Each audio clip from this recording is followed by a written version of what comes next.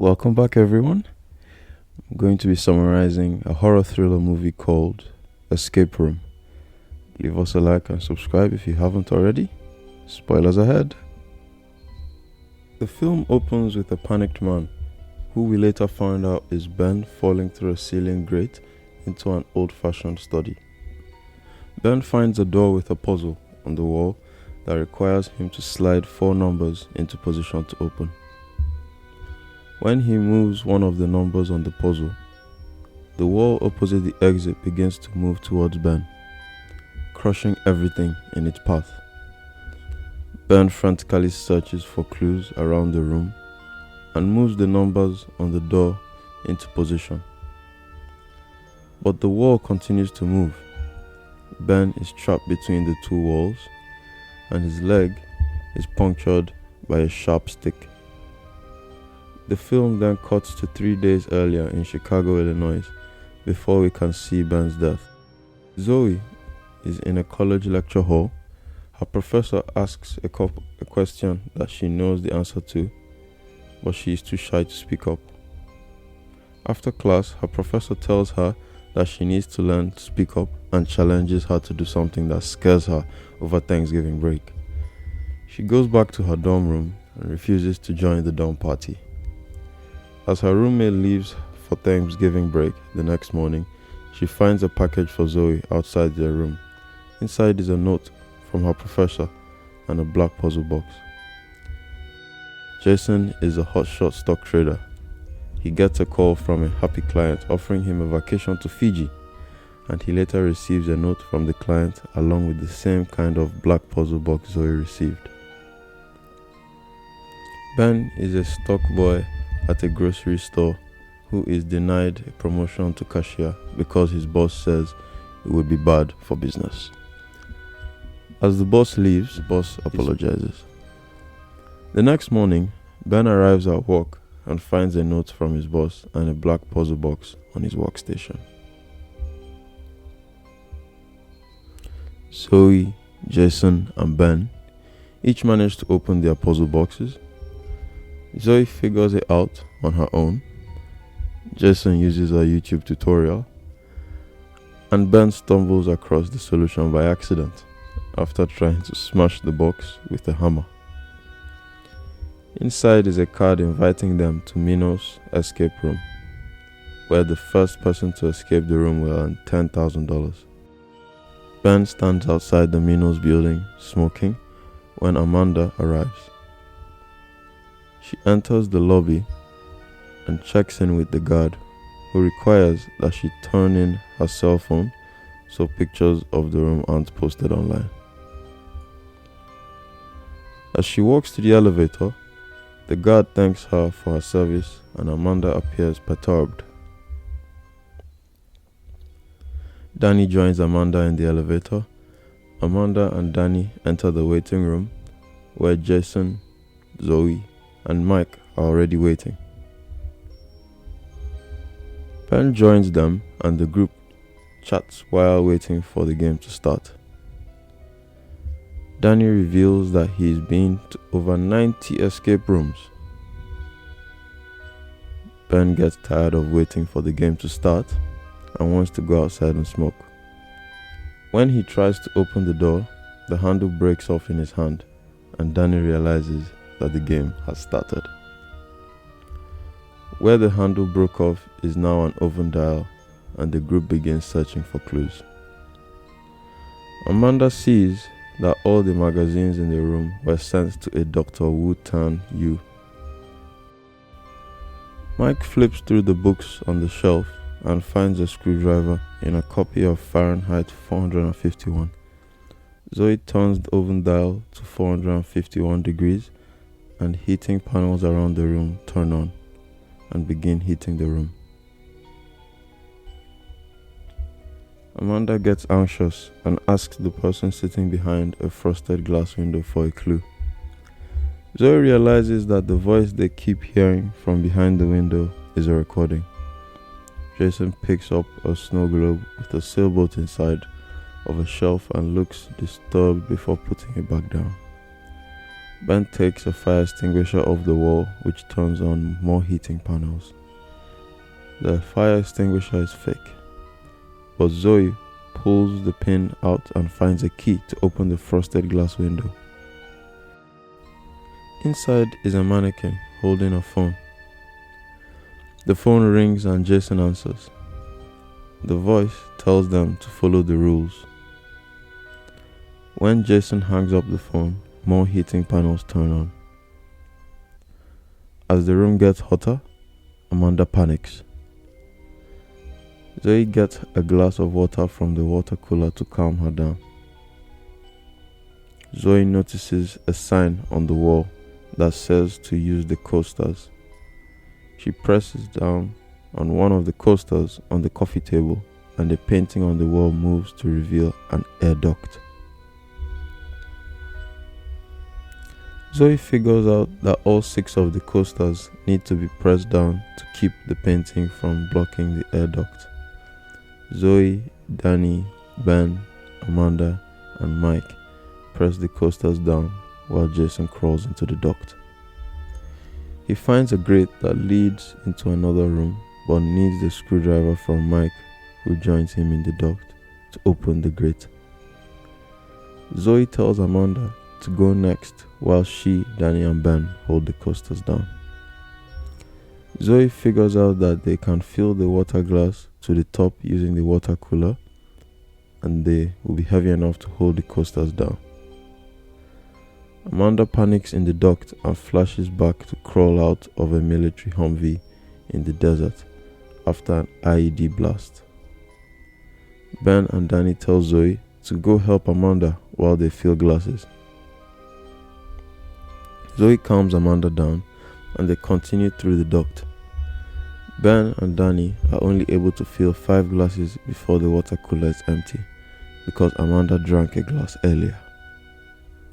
Ben pulls out his flask and fills the 6th glass. Danny and Ben crawl through the duct as the room bursts into flames behind them and crawl up through the grate just before the fire blasts through the air duct. The group is now in a log cabin. Everyone thinks the game is real except for Danny, who whines that he's stuck playing with 5 boring people. Jason opens a lock on the front door with the key he used to open the frosted window in the waiting room, but there's another lock that requires 7 letters to open. Mike finds a quote on the wall that says, "You'll go down in history." Zoe starts naming US presidents with 7-letter last names, but none of them open the lock. Ben notices 9 antlers mounted on the wall, each with a letter below them. He flashes back to driving at night with his friends. They are all drunk and loudly singing Rudolph the Red-Nosed Reindeer when Ben crashes head-on into another car. Ben realizes that the letters under the antlers are the first letters of the names of Santa's reindeer. Ben tells them to try Rudolph and the lock opens. The group exits the cabin, which locks behind them. They are now in a snowy clearing where the ground is water that has frozen over. The thermometer reached 30 degrees and Zoe notices the temperature slowly dropping. It appears they are outside, but Danny walks away from the cabin until he bumps into a barrier and realizes that the walls are high-tech screens designed to make it appear that they are outside. They search for clues. Jason finds a locked door in the wall, and Amanda finds a boat with a red jacket in it. Zoe sees a carving on the side of the boat that says, "True North is a lie." Jason seems disturbed by the jacket, and Amanda says that they'll take turns wearing it, starting with Zoe. Mike finds a fishing pole in a tree, and Ben stumbles across a fishing hole in the ice after stepping in it. While the other 5 drop the fishing line into the hole to see how deep it goes, Zoe uses the compass to wander around. She notices the compass start to malfunction near a polar bear and reaches into the bear's mouth to find a magnet. When she rejoins the group, Jason says that it's his turn to wear the jacket and takes it from her. Ben walks away to smoke while Mike attaches the magnet to the fishing line and drops it into the hole again. He pulls up a magnet frame filled with a frozen solid block of ice with a key in the middle. The ice is too solid to break, so Danny asks Ben for his lighter to melt it. Ben throws it partway to Danny, and when Danny walks over and picks it up, the ice beneath him breaks and he falls into the water. The other 5 frantically search for Danny through the ice, and Amanda wants to dive in after him. Mike tells her that with the current, she wouldn't make it back to the surface even if she could find Danny. Danny drowns under the ice. Danny tells them they'll all die of hypothermia if they don't work together to melt the ice as the temperature continues to drop. He flashes back to sitting on the hull of an overturned boat in icy water next to another man who is wearing the same red jacket they found in the room. They take turns wearing the jacket and slowly manage to melt the ice by all putting their hands on it as the temperature in the room drops below 0. Jason puts the key in the door, but it doesn't open. They see a door open on the other side of the room and run for it. The ice starts cracking beneath them as they run across the room, but they all make it. The next room is a bar with a pool table, but everything in the room is upside down and bolted to the ceiling, which is at least 20 feet up. Mike realizes that the 8th ball is the only ball missing from the pool table. A phone attached to the pool table starts to ring, and the receiver drops down far enough for them to answer it. The voice tells them to watch their steps, and a piece of the floor falls away to reveal a 15-story drop under the room. Everyone grabs onto the wall. Amanda climbs up behind the bar, where she finds a safe that requires a 4-digit code. Zoe sees a sliding puzzle on the wall and climbs to it to start solving it while another part of the floor falls. Jason climbs onto a platform next to the exit door, which is missing the handle. Ben and Mike climb onto the sliding puzzle frame with Zoe while more of the floor falls away. Zoe solves the puzzle, and they realize the color in the puzzle correspond to certain billiard balls. They give Amanda the code to open the safe and get the 8 ball, which will function as the door handle.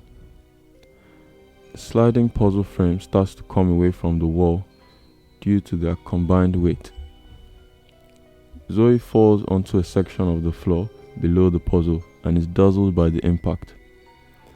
She flashes back to the inside of a crashed airplane which is upside down. She's looking up at her mom's dead body strapped into the seat.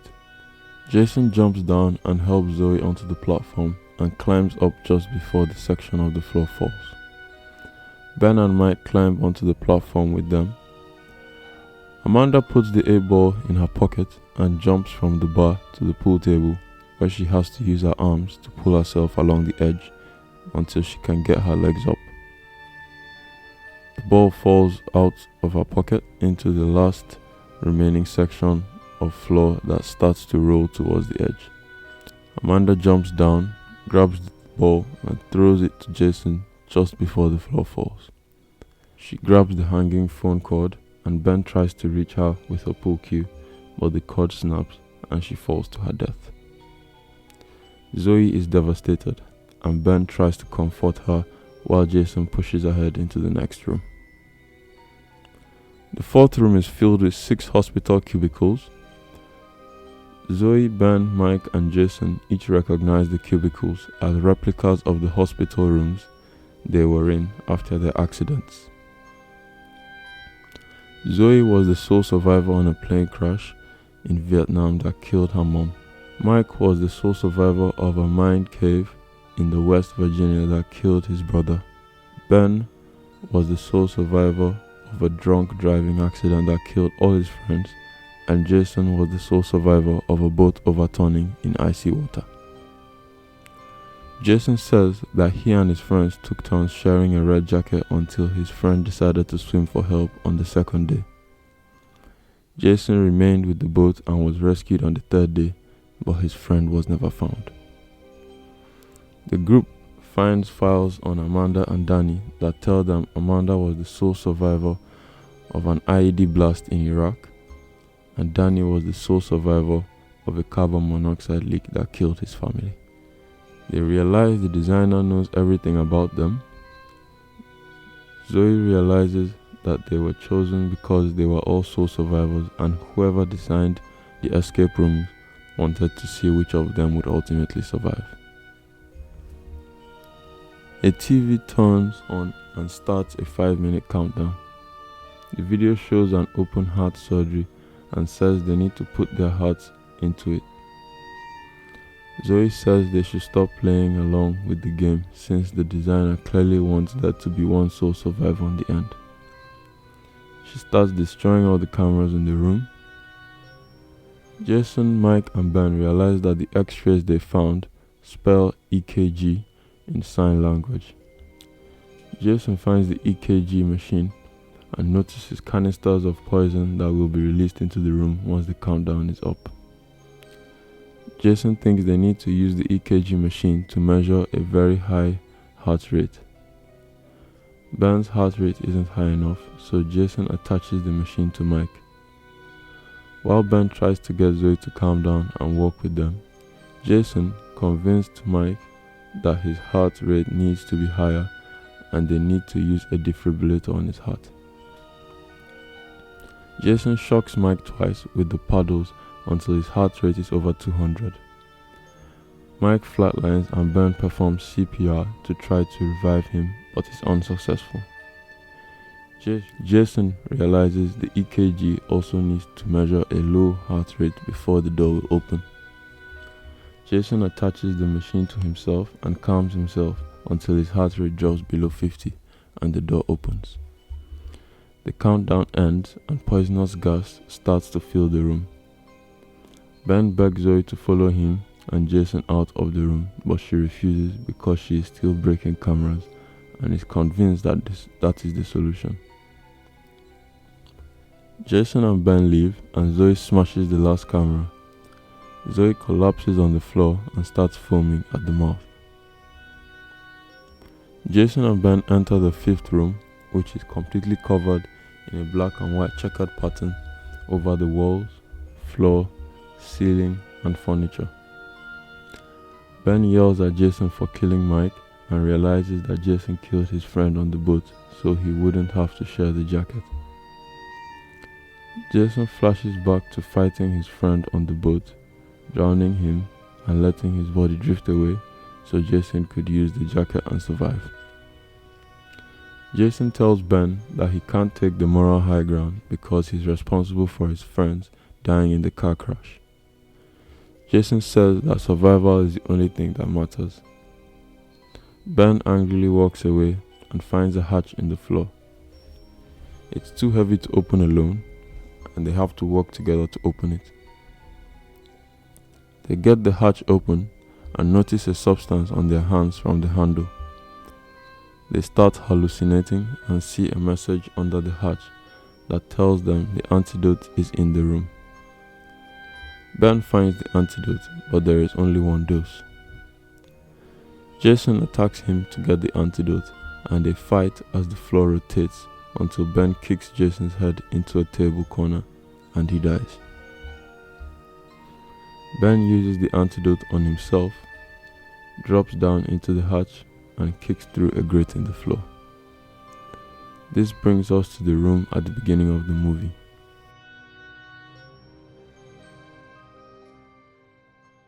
Ben is close to being crushed between the walls until he manages to squeeze sideways into the fireplace. The walls smash together and the mantle of the fireplace breaks open the door for Ben to exit the room. Ben enters a large room filled with computers and a screen showing the 6 contestants, each with their faces crossed out except for his. The game master greets him and explains that the game was designed to entertain a select group of rich and powerful people. Past games have included college athletes and servants, and the people in charge wanted to test soul survivors.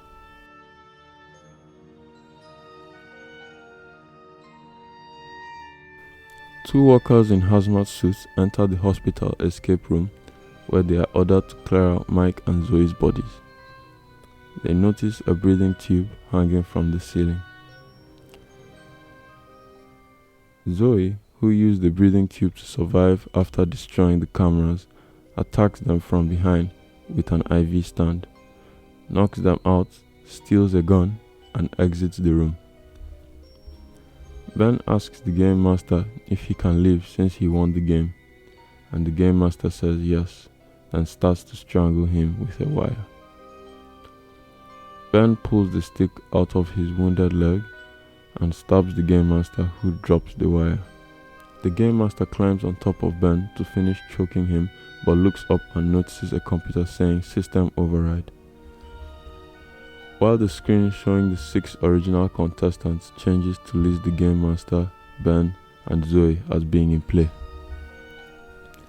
Zoe shoots the game master but doesn't kill him as he runs behind some grates. While Zoe is distracted trying to wake Ben up, the game master attacks her and manages to get control of the gun. Before he can shoot her, Ben smashes him in the head with a glass container and shoots and kills him. The screen changes to show the game master's face crossed out and Zoe and Ben listed as winners. Zoe and Ben exit the building and got to the hospital for Ben's injuries. The police pick up Zoe from the hospital to go to the Minos building. When the police enter the building, it appears to be abandoned and falling apart. They tell Zoe they haven't found any evidence of anything she claims went on in the building. Zoe tells them to ask Ben to corroborate her story, but they tell her that Ben's blood work shows multiple drugs in his system. Zoe sees the words "No Way Out" spray painted on the wall and realizes that it is an anagram for Dr. Wu Tan Yu, whose name appeared multiple times in different escape rooms. The police don't believe her story and tell her they need to leave the premises. 6 months later, Zoe and Ben meet up at a cafe. Ben's life has improved and he's working as a salesperson for vegan dog food. Zoe shows Ben a binder of information she's been compiling about Minos.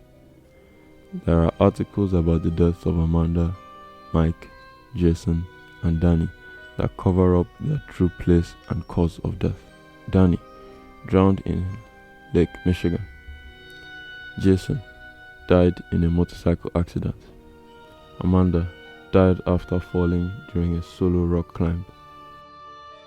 Using the Minos logo, Zoe has also discovered the coordinates of the Minos headquarters in New York City, and Ben agrees to join her when she flies there in 2 weeks to try to bring them down.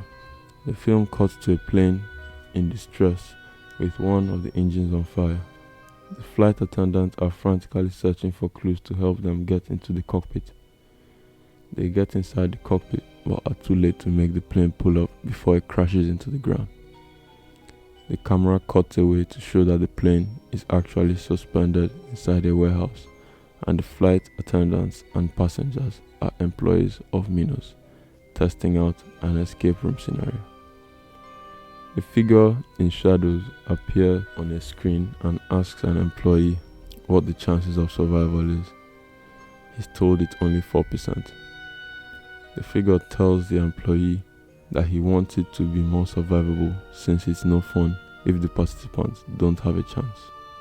He reveals that he has Ben and Zoe's flight itinerary and scenarios needed to be ready for their flight.